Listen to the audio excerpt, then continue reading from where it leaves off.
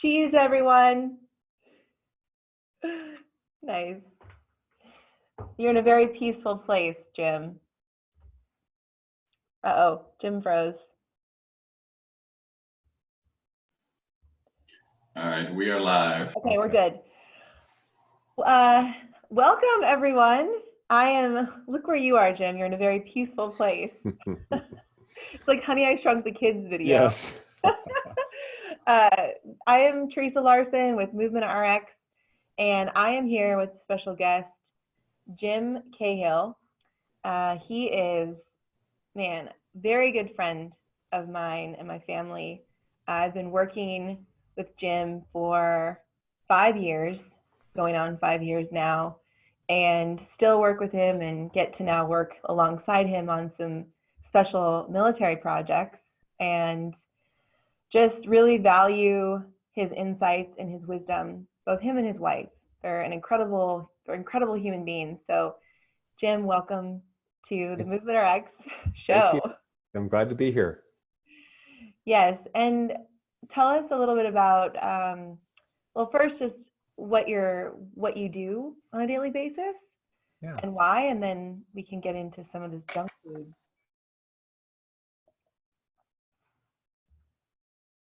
Oh, frozen. Hold on. Everybody freeze in your space. The sole portal through which we have access to anything, to even be aware of anything happening, whether that's a subjective event or an objective event. It's all filtered through the mind. And so I had spent a lot of time in universities and a lot of time studying things. I was a brain researcher at Scripps Research Institute, adjacent to the Salk Institute in La Jolla. So we were one of the top brain labs in the world, looking at basic brain behavior. But it soon became apparent that as we knew more and more about the brain, it was really the mind that we were interested in. And the brain and mind are not the same thing. And the mind is invisible. The mind is perhaps the greatest puzzle for all of science. And there's still no agreement as to how to define the mind, to know its potential, its parameters, what its necessary conditions are for there to be a mind. So I've been sort of immersed in that since 1968, when my mother introduced yoga and meditation to our household. And it's been a passion of mine and a fascination. It doesn't really feel optional. It doesn't feel like a choice for me. I grew up in it and live it. And so I've worked both as a researcher as well as clinically with people, focusing on reducing stress, developing resilience. I worked in spine and diagnostic spinal clinics. I worked in chronic pain clinics. I worked at Scripps Integrative Medicine, and I'm currently working and consulting both in speaking and training around mindfulness and mind training, both from the Eastern and Western views, as well as working with, currently over the last year and a half, I've been doing a lot more work with homeless youth, 18 to 25-year-olds with mental illness and substance abuse issues, history of trauma, in conveying some of the mind training techniques for them, as well as consulting with the U.S. military and some overseas companies that are developing training programs of various types, working with brainwaves, working with behavior, working with understanding of the method of learning anything, discipline, habit formation, those kind of things. And these all translate into habits of mind from my view and from what I focus on. So, thank you, Jim. And you've also been, we consider you an executive advisor to Movement RX, because the path we've gone on hasn't been a linear one for a reason. And you really taught us how to look at the principles of our business and energetically who we are, and go in that direction and do it in a way that feeds what's whole for us and good. And I wouldn't really have learned that from, I've had other mentors, but not like you. And it's been really nice to build a business based around, my husband and I are at the core of it, right? We have a great core group of coaches now and team members that believe in what we do.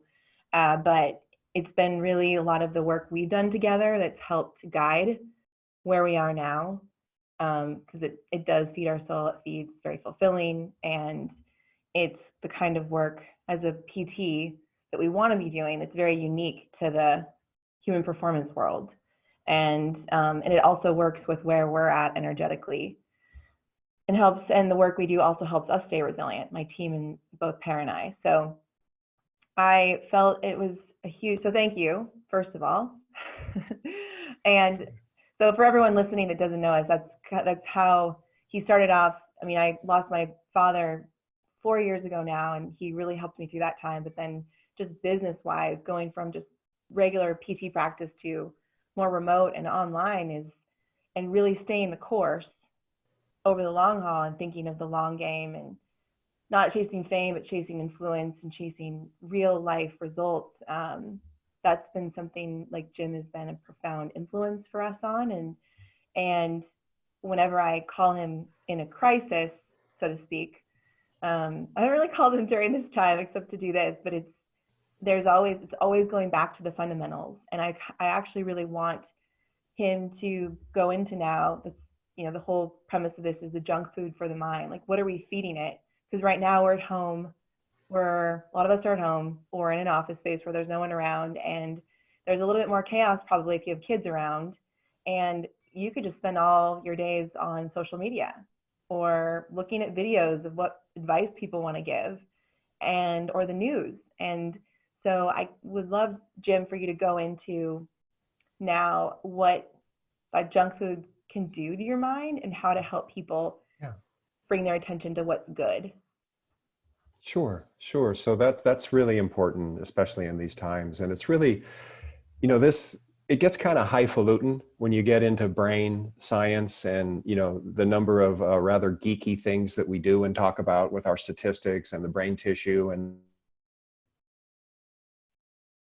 Oh, frozen. Hold on.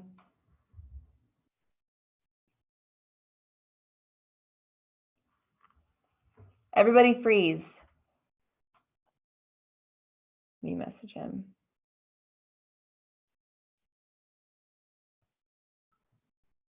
Shoot. Well, I'm really excited for what he's about to say, so I'll have him do it again, everyone. Don't worry.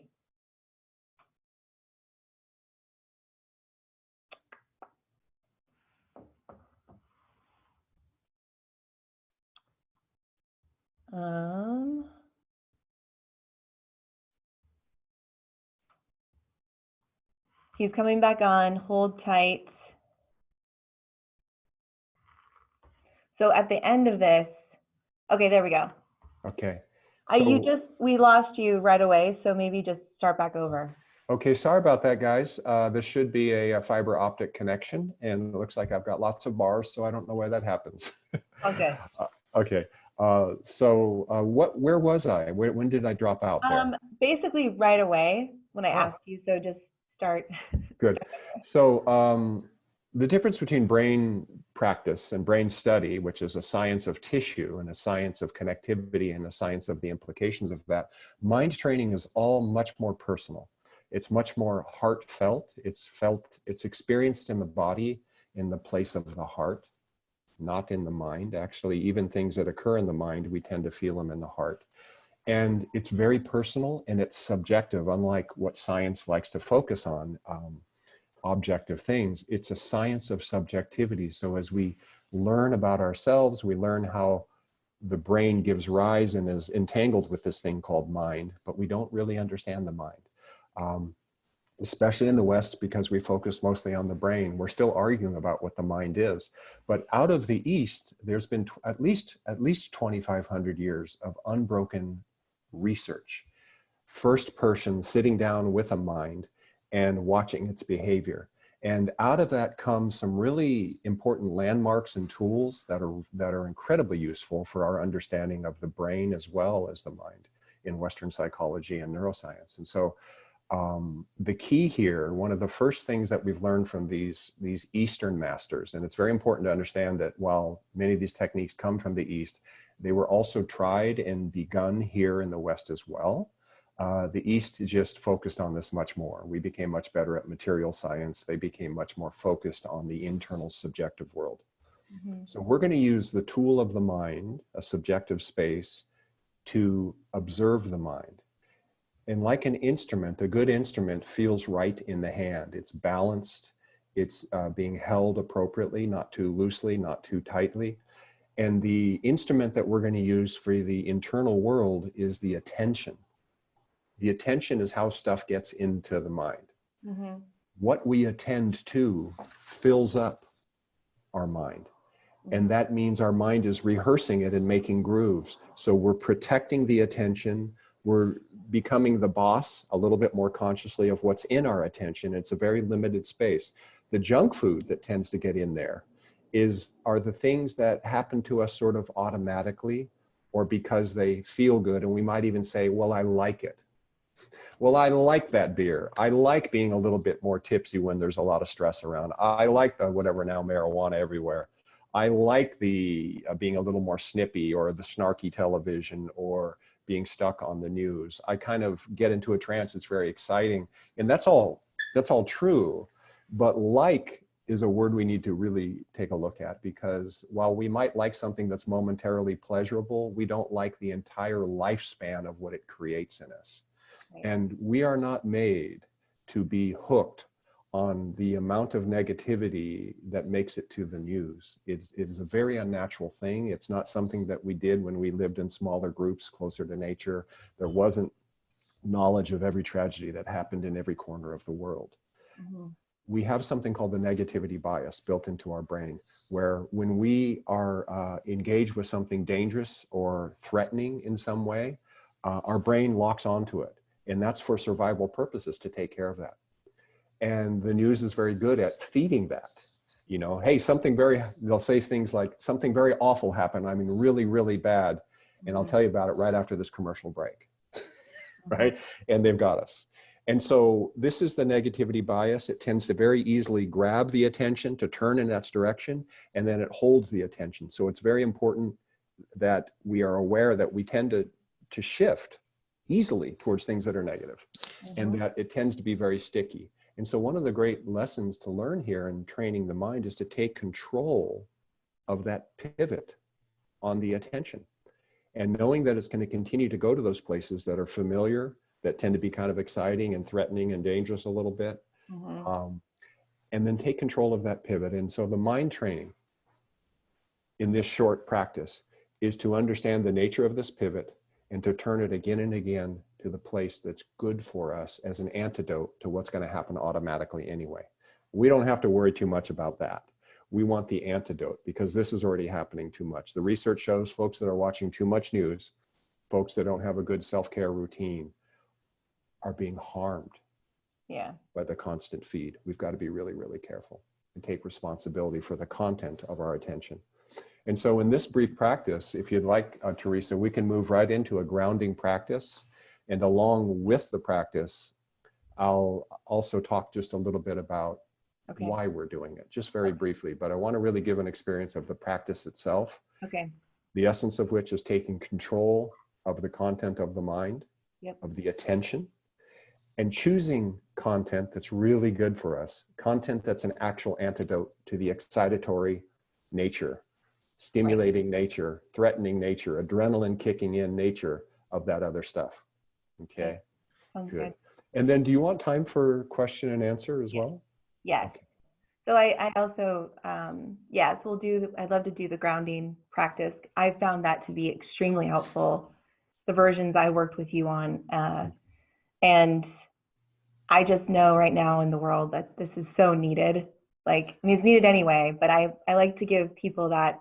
Right now I realize people are not coming into this conversation or this time. They might not have great resilient practices, and it's not, you know, this is the perfect time to start then.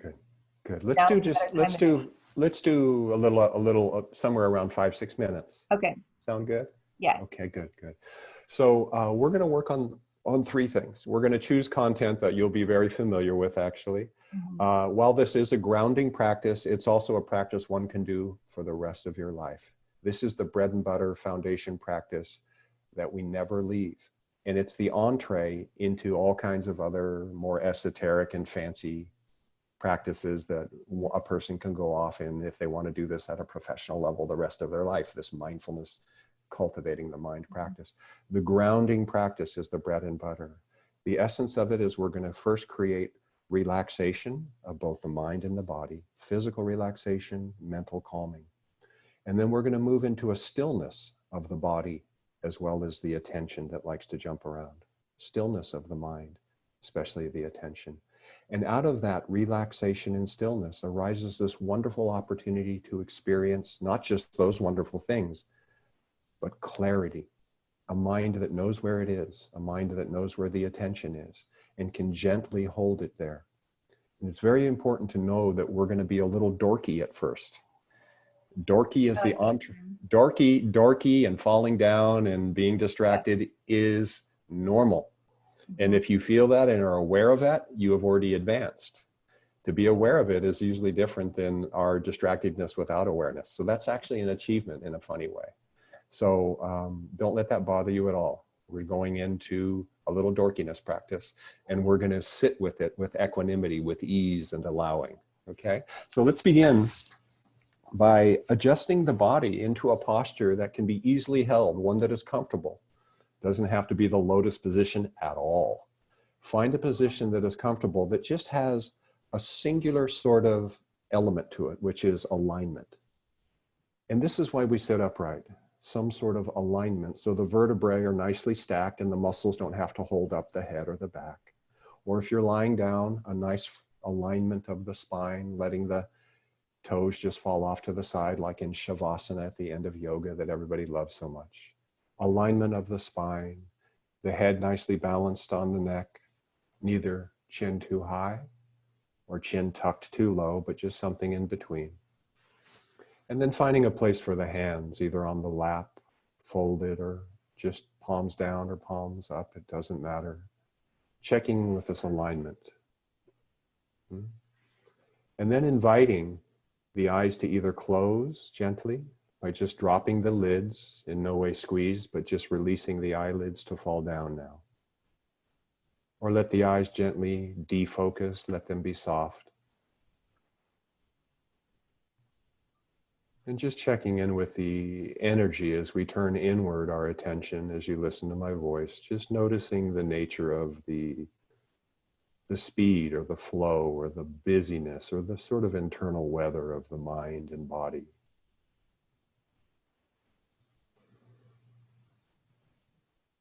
Just taking stock, noticing, deciding to notice. We do this with a sense of curiosity, noticing any tension in the body. And a wonderful and easy way to turn the attention inward is to, on purpose, after aligning the body on purpose, is to take a few larger than normal breaths and inviting the breath to begin like filling a pot with water, inviting the breath down into the lower belly, inflating the lower belly and keeping it full as you continue to inhale, inflating and then middle and then continuing to inhale so that you fill up right up to the collarbones. And then as you exhale with pursed lips as if blowing through a straw, slowing down the exhale, enjoying it and melting.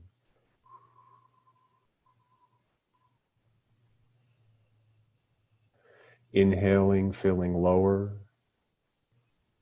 middle, and upper. And exhaling, softening, just letting go whatever needs to let go. Enjoying the exhale, this moment of stillness and release. A few such breaths. Lower, middle, and upper, taking your time in no hurry. Exhaling, enjoying the release all the way through the exhale. And with an attitude of receptivity and patience, allow the next inhale when it's time for that inhale. See if you can allow the body to initiate that inhale on its own. Notice that natural spark of life, this capacity of the body to breathe itself.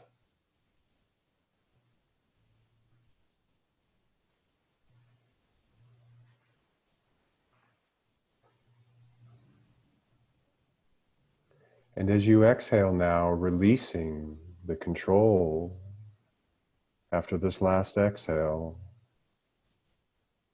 let the body breathe itself naturally now, effortlessly, with no controlled breath whatsoever.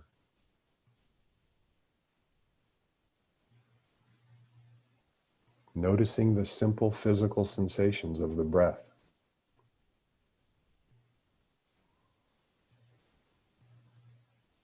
By taking an interest in the sensations, warmth or movement, stretch, perhaps sensations that have no name, simply notice. And allow the body to breathe itself.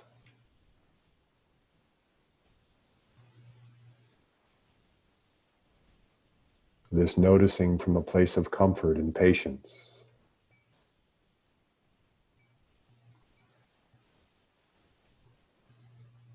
Notice simple sensation below the level of words, wordlessly.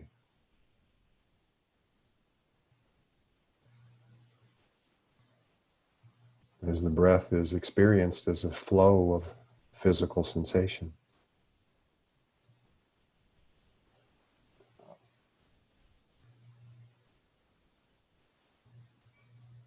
And notice as well that firmness and solidness in the body where you're in contact with what supports you, the chair, the floor, the sofa or the cushion.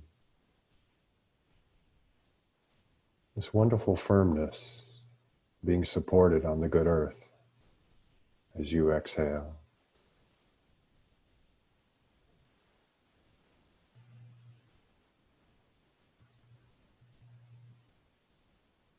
The stillness and firmness of this experience of earthiness as you exhale and release and soften. Just letting go into that earth that can receive what you can release.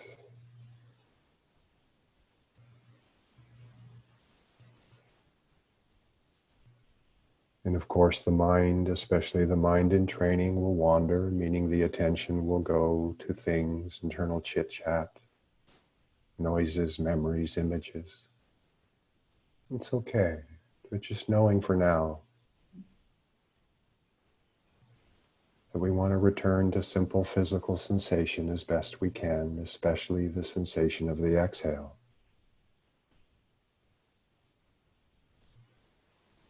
Only knowable, only arising in this little flow of moments, like a river flowing, this moment of sensation, and this moment, and now this moment.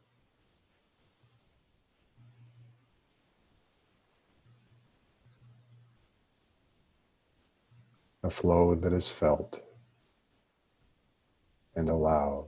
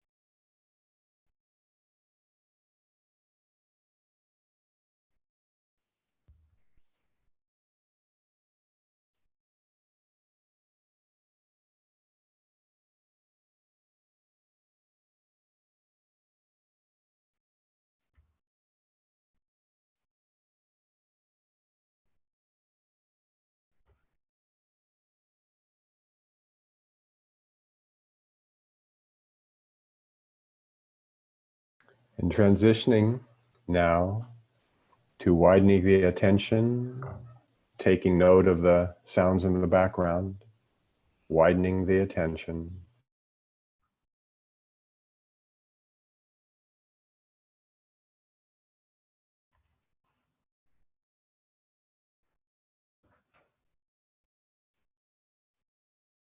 Open, socially engaged,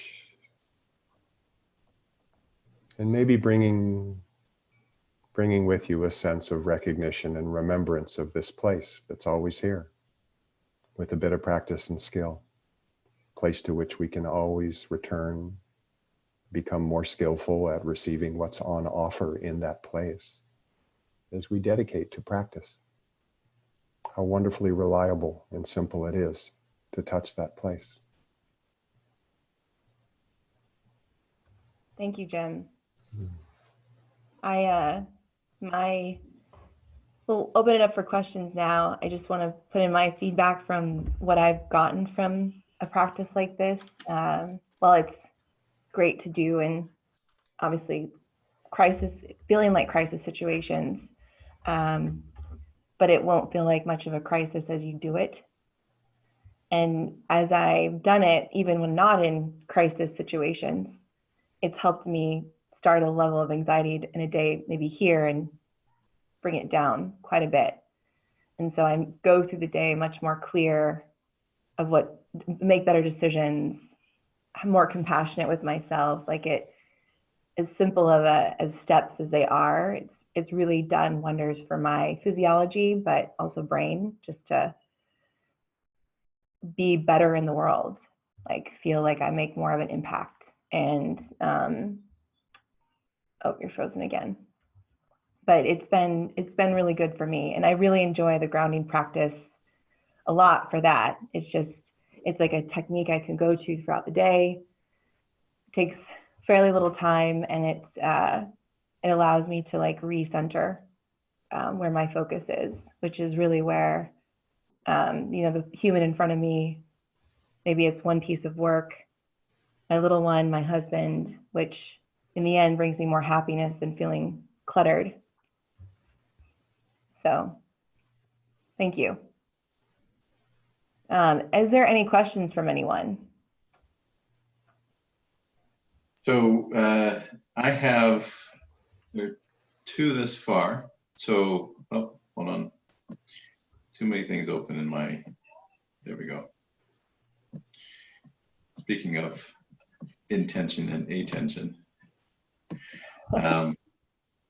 So is there any, and I think this question is about kind of the current state of news and COVID and all that. Is there any guidance on what's healthy to consume in terms of information?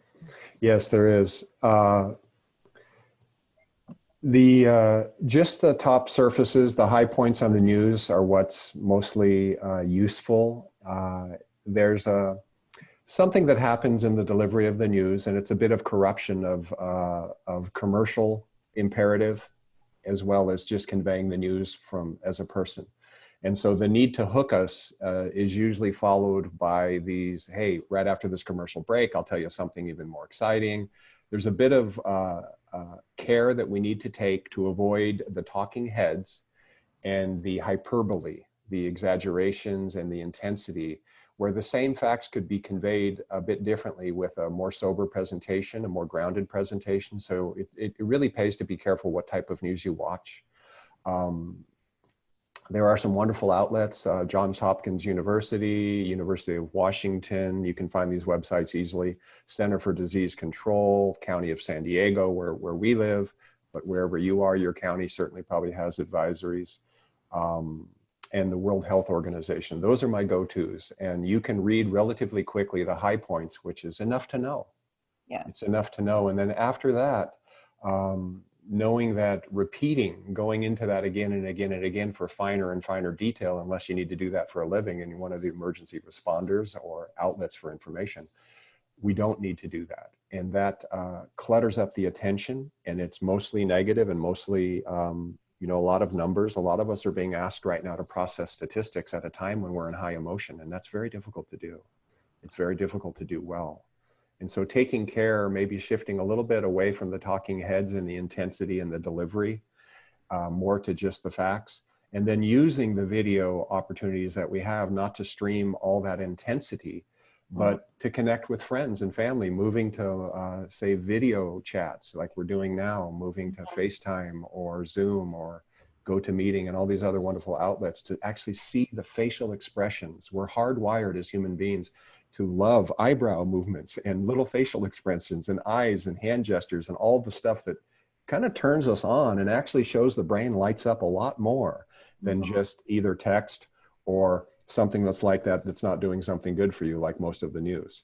And so going to those healthy and wholesome and precious personal relationships and getting as much as we can so that we're not socially distancing. It's a bad term. We need to physically distance, but socially engage. And this is one way of doing it. We're really lucky to actually go through this with tools like this at hand. So. I would say too, so don't use Facebook as your method of getting news, scrolling, or any of the social medias, because you're just going to get everyone's opinion. That's a big one, especially with the younger generation. But I've found that, man, I've connected more with my family during this time than it's very hard to get people to be on the same schedule, to like schedule a time to connect. And you know, people that don't even go on video are going on video to connect, and it's been really nice on that front. Yeah. So thank you. There's a question here. Is there any data that shows a relationship between the always-on news stream we have now and emotional health trends? And if so, are there any specifics around that data? There are data. There are data on this. I don't have them at my fingertips, but relationship between hours spent at news, type of news, and levels of anxiety, states, what are called states. So there's a science that's called a state check, where they may ping somebody and say, hey, what are you feeling right now? What have you watched in the last 2 hours? And correlate those.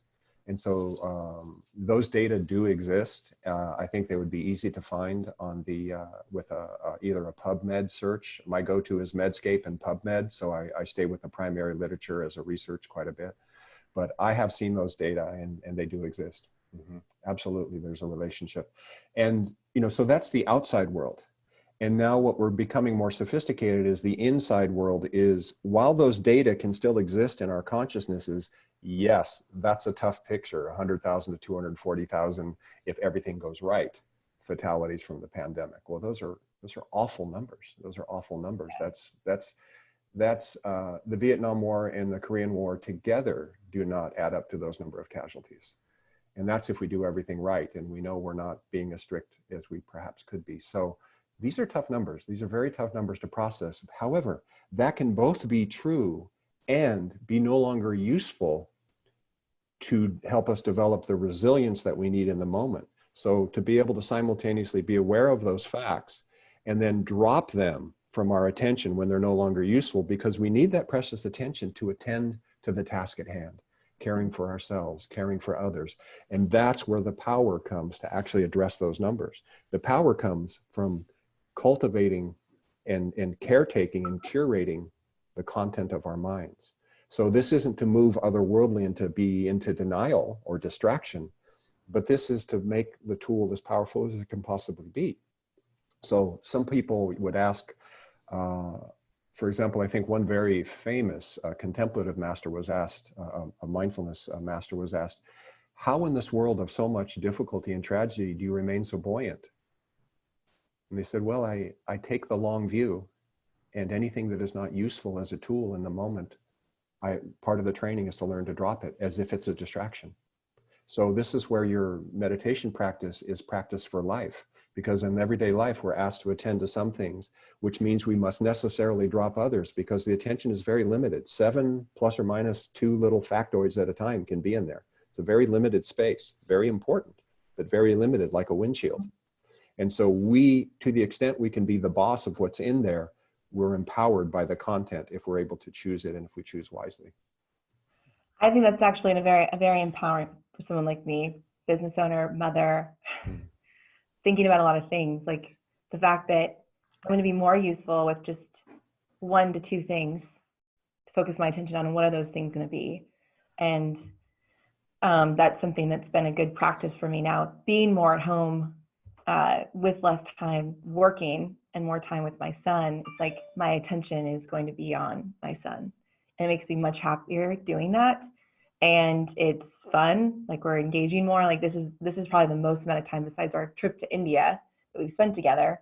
And I can probably relate, everyone else on here who has kids can probably relate to that. Like this is the time, like get all the snuggles in, take all the time, soak it up without having your phone in front of you or some distraction advice or the TV on all the time. That I find is probably, there's a significant challenge, I feel, and I assume others too, in this current state of trying to do it all in a mixed environment. Yeah. So the work from home, there is unless you have very specific guidelines, you said, it feels like it's impossible to do well, and it just creates an anxiety, just an ambient level of anxiety that's just there humming along without having specific demarcations or spaces. They asked an astronaut, who just, I think, spent a year in space, some long amount of time, and this person came back and says, well, here's how you do social isolation. And I know what I'm talking about, he says. It's that is structure, why structure, not just structure for structure's sake alone, just having something to do is very grounding and soothing in some ways. It keeps the mind from wandering, and because the mind does tend to wander to negative stuff. That's what it does, left to its own devices, sort of like an untrained child might get into the knife drawer left to themselves. And so we have to be very careful with mind wandering on the one hand, and that's where the discipline of training the attention to sit still, even for a little bit each day, is so powerful. But also in structure, but not, we don't have to go from 0 to 100 miles an hour, to forgive ourselves and to move incrementally for the fact that our mind does tend to wander, especially if it's untrained. The fact that home structure is a little awkward, where, work structure, we're all very familiar with it, but imposing a structure at home is very, very useful. But allow yourself to ramp into it and be very, very kind and prioritize those things around self-care, because that is the sustaining factor, this ability to self-care. The data show that we're going to be in this a lot longer than the initial estimates. So, we're talking about the peak of the infections. Well, that's like a little beanie on top of a big giant who has shoulders on either side. So we're going to hit the peak, and there's going to be a long shoulder as well. So we have to be kind of in this for the long view. And so these life skills that we're cultivating in our structured day, the skills we use when we practice in a structured way and know what we're doing, focusing on grounding, all of these things are very, very powerful, but we've got to be really kind to ourselves. It's one of the hardest things for us, especially Westerners, to do. We're very hard on ourselves. It was one of the big discoveries when the Eastern Masters came westward. They realized, you guys are really strangely judgmental about yourselves. You don't give yourselves much of a break. Which in the end, would you say it makes people more judgmental of others too when they're like that? It's like it's a mirror. I found that it's just in the work we've done too, in relationships, family, work, whatever relationships you're in, not taking on other people's stuff, but being able to be present to what's going on within you, but realizing that we are very hard on ourselves, and if say someone else is too, which is common, I'm sure everyone listening probably can relate. Like, look at speaking for myself, like I've been able to catch myself judging others based on how I judge myself, and I'm aware of that, and that's very nice to be aware of that versus being unaware. You just blame, shame, all of those feelings can come up, and so this is a great time to start practicing going internal and building a new relationship with yourself. And while it might be challenging, because it's going to bring up some emotion, feelings, just the daily practice of what you're talking about, grounding, can be your way to not combating it, but just working through it. And that's where, you know, the brain science shows that an expert meditators, the part of the brains that grow stronger are the part of the brains that control the switch of the attention where it's attending, which gives the power of choosing content that is useful and dropping content, because the switch not only picks things up, it also dumps things, right? So the ability to dump what's unuseful in the moment and to hold on what is useful, because it's, you know, like an ointment, a medication ointment, it's powerful to the extent there's contact. And the longer the contact is, the higher likelihood it gets through and does its work. And that's how meditation is, when you choose the content wisely. And that's why we choose this physical sensations of the breath, as you will remember from the meditation. The feeling of gravity, what the ancients called the earth element. It's just a physical experience of firmness and solidness, as opposed to the physical experience of dizziness and headiness and jumpiness and movement, which is called the wind element. These are just words. But these are words for important sensations that happen to all of us. And by knowing it and knowing what it feels like, to be able to hold on to it for a little while each day, and then longer and longer, we start with these physical sensations because they're very different than talk, images, memories of internal chatter, the changing of topics, and all these things that are very jumpy, very much wind element, very stormy. We begin grounding by attending to simple physical sensation, because, and everyone might just do this. Go ahead and I'm going to do it off screen, but explore the texture of your thumbnail with your index finger. Okay, just get to know it without looking at it. Just feel it. Maybe even close your eyes a moment. Get to know it and explore that texture of your thumbnail with your index finger. And then I'm going to bring mine into view and have a look now with open eyes. Probably everybody's doing some version of something about that speed, right? It's kind of remarkable that all these different people would do about the same thing. I've never seen anyone go zip, zip, zip, zip, zip 100 miles an hour, you know, feeling that, or just touching and staying, right?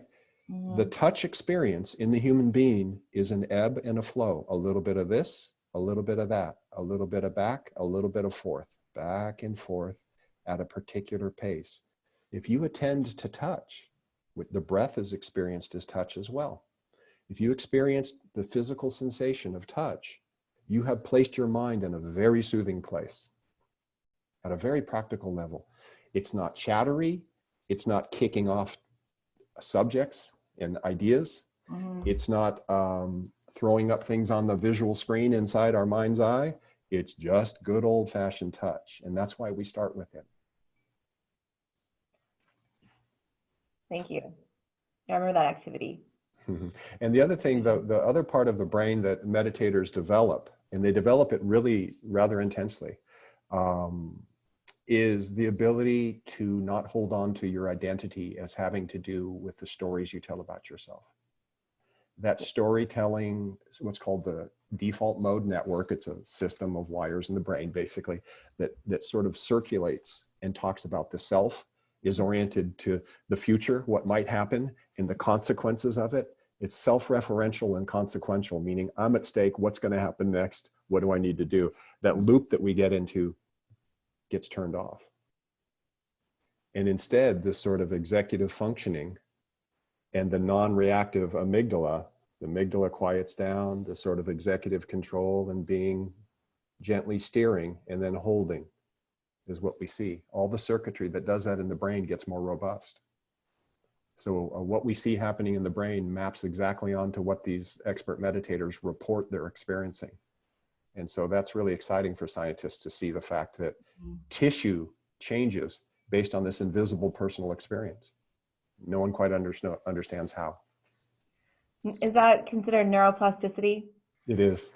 Okay, form of neuroplasticity. Yeah, but it's really kind of strange. I mean, we talk about it in scientific meetings. We write whole, books on it, but we don't understand it. Nobody knows how an invisible thing becomes basically meat, basically tissue.